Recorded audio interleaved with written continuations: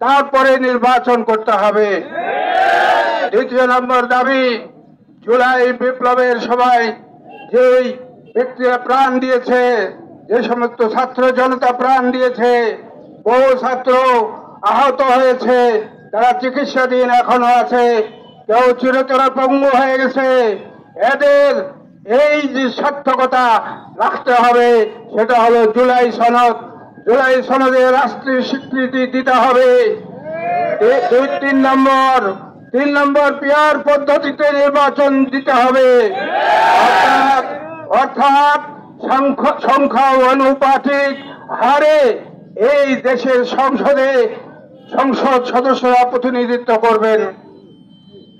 যে দলের যে সংখ্যা ভোট পাবে পার্সেন্টেজ অনুযায়ী সেই সংসদ সদস্য থাকবে।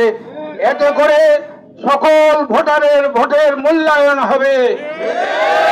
নতুন পদ্ধতি আনতে হবে, পুরাতন পদ্ধতি বাদ দিতে হবে।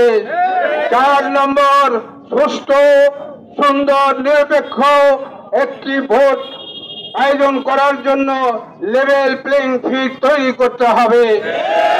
5 নম্বর দাবি হলো, আমাদের এই যে 15-16 বছরের স্বৈর শাসক চলে গেছে বটে, কিন্তু তাদের কিছু দোসর এখনো দেশে রয়ে গেছে।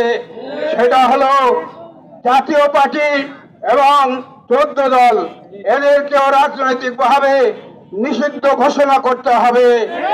এই 5টি দাবি আমাদের শুধু নয়, আপামর জনগণের এই দাবি পূরণ না হলে, এই দাবি পূরণ না করে যদি এই দেশে নির্বাচন হয়, তাহলে পরে আবার সেই ফ্যাসিস্ট স্বৈরাচার জালেম সরকার ফিরে আসবে।